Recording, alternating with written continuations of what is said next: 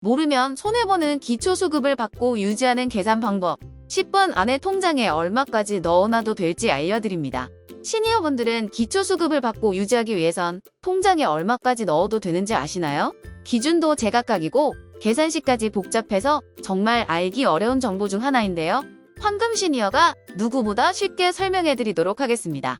이 영상만 끝까지 시청하신다면 여러분도 통장에 얼마까지 넣어도 될지 알 수 있습니다. 지금 바로 시청하러 가시죠. 그 전에 구독, 좋아요 부탁드립니다. 기초수급 혜택 지원을 받기 위해선 재산이 일정 기준을 넘으면 안 되는데요. 여기서 재산에는 통장 잔액도 포함된다는 사실을 잊지 마세요. 통장에 돈이 얼만큼 있냐에 따라 기초수급 혜택을 받을지 못 받을지 갈릴 수 있습니다. 과연 내 통장에 얼마까지 가지고 있어도 될지 정확하게 알려드릴게요. 이 영상을 끝까지 시청하시면 다음 3가지 정보를 얻을 수 있습니다. 첫 번째, 내가 어떤 기초생활보장 제도를 지원받을 수 있는지. 두 번째, 내가 기초수급을 받고 유지하려면 통장에 얼만큼의 잔액이 있어도 될지. 세 번째, 생계급여로 얼만큼의 돈을 받을 수 있을지입니다. 기초수급 자격을 계산하는 방법, 전문 용어도 많고 너무 복잡한데요. 걱정하지 마세요. 저희가 고정 댓글에 게시한 사이트와 영상 내용을 참고하면 간단하게 계산이 가능합니다. 고정 댓글에 있는 사이트에 들어가 보도록 할게요. 소득인정액, 유형소득, 일반근로 등등 전문 용어도 많고 어렵게 느껴지실 텐데요. 쉽게 설명해 드리겠습니다.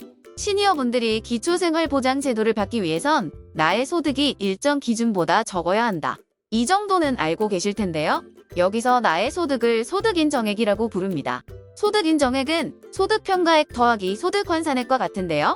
쉽게 말해서 소득인정액은 내가 일해서 버는 돈 더하기 내가 갖고 있는 재산을 말합니다. 따라서 내가 일해서 버는 돈과 갖고 있는 재산이 일정 기준보다 높으면 기초수급을 못 받습니다. 여기까지 이해를 하셨다면 내가 일해서 버는 돈, 소득평가액부터 계산해 볼 건데요. 내 가구원이 몇 명인지 먼저 선택해줍니다. 유형소득이라는 것은 자신이 특별한 상황에 처한 경우 기초수급 선정 가능성을 높여주겠다는 것인데요. 해당 항목에 해당되면 체크를, 해당되지 않으면 없음을 선택하면 됩니다. 만약 유형소득에서 무언가를 선택했을 경우 근로소득이라는 칸이 나오는데요. 이 근로소득에는 자신이 일을 하고 월마다 얼마를 벌고 있는지 적어주시면 됩니다. 없으면 숫자 0 그대로 두셔도 됩니다. 일반 근로는 본인이 회사를 다니거나 아르바이트 등을 해서 벌고 있는 일반적인 소득을 의미합니다. 한 달에 얼마를 벌고 있는지 적어주시면 됩니다. 없으면 숫자 0 그대로 두셔도 됩니다. 사업소득은 본인이 농업, 임업, 어업 등 사업을 할 경우 벌게 되는 소득을 의미합니다. 한 달에 얼마를 벌고 있는지 적어주시면 됩니다. 없으면 숫자 0 그대로 두셔도 됩니다. 기타 소득은 임대료, 받고 있는 연금 금액, 부양비 등의 소득을 의미합니다. 한 달에 얼마를 벌고 있는지 적어주시면 됩니다. 없으면 숫자 0 그대로 두셔도 됩니다. 지출은 만성질환 의료비, 장애요임금품 등 월마다 지출하는 치료 관련 금액을 입력하시면 됩니다. 여기까지 했을 경우 소득평가액 계산을 눌러주시면 되는데요. 그러면 아래의 결과가 나옵니다. 하지만 이 결과는 아직 정확하지 않습니다. 왜냐하면 내가 갖고 있는 재산인 소득환산액을 안 더했기 때문인데요. 아까 내 소득인 소득인정액은 소득평가액 더하기 소득환산액이라고 했었죠. 이제 소득환산액 입력 방법에 대해 알려드릴게요. 소득환산액을 누르면 마찬가지로 가구원 수가 나오는데요. 내 가구원이 몇 명인지 선택해줍니다. 그 다음 순서대로 쉽게 알려드리겠습니다. 거주지 선택에서 본인이 살고 있는 지역을 선택하시면 됩니다. 주거용 재산에는 내가 보유한 집의 금액, 혹은 전세 보증금, 혹은 월세 보증금 등을 입력하면 됩니다. 본인 집의 월세 보증금이 2천만 원일 경우 숫자 2천을 입력하면 됩니다. 일반 재산의 경우 골프 회원권이나 주거용이 아닌 주택, 상가 등에 대한 임차 보증금 등 일반적으로 갖고 있는 재산을 입력하면 됩니다. 자, 이제 가장 중요한 금융재산입니다. 통장에 얼마를 넣어도 될지 궁금하신 분들은 꼭 집중해주세요. 금융재산에는 나의 적금, 현금, 통장에 들어있는 잔액 등이 모두 포함됩니다. 일단은 통장에 들어있는 잔액은 0원이라고 생각하시고요. 적금이나 주식, 국채 등 나머지 갖고 있는 금융재산만 합쳐서 입력해주세요. 통장에 들어있는 잔액을 제외하고 나머지 갖고 있는 금융재산을 적으셨다면 우선 다음으로 넘어가겠습니다. 다음으로 차량입니다. 본인이 일반적인 차량을 갖고 있으면 일반 선택을, 차가 있어야만 일을 할 수 있고 없으면 생업에 지장이 생기는 경우에는 생계를, 특정 이유로 면제받았다면 면제를, 이 모든 경우가 아니라면 자동차 없음을 선택하시면 되는데요. 사실상 차량은 갖고 있는 것만으로도 기초생활수급이 거의 불가능해집니다. 자동차를 갖고 있는 사람이 얘 기초생활수급자냐? 라는 국민의 정서를 반영했기 때문이라는데요. 그래서 자동차를 보유하는 순간 나의 소득 인정액은 엄청나게 상승합니다. 마지막으로 본인이 부채, 빚을 지고 있는 경우 부채 금액에 입력해주면 됩니다.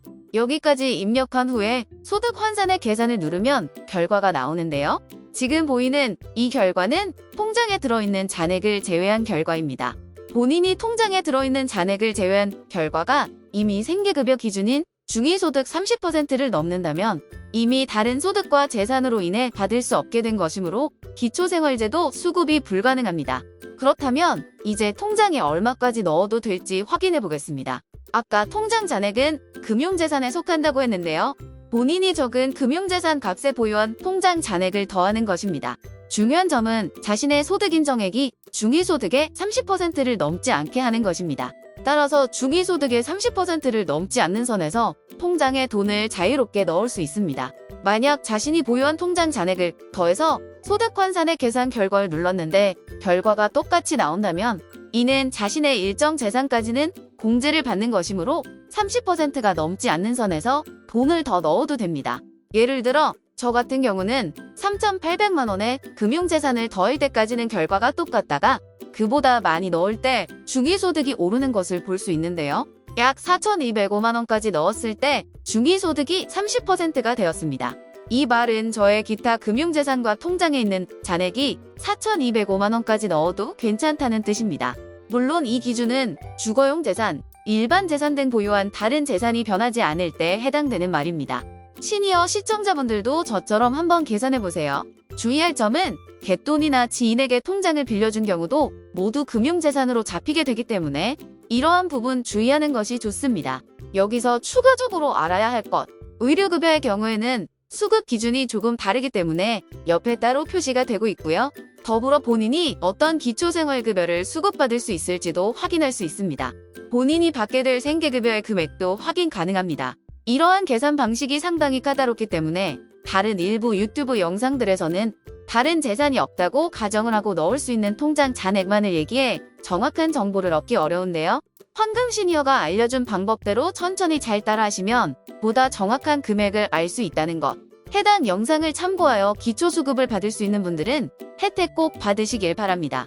황금 시니어는 앞으로 더 좋은 영상으로 찾아뵙도록 하겠습니다. 영상이 도움이 되셨다면 구독과 좋아요 한 번씩만 부탁드립니다.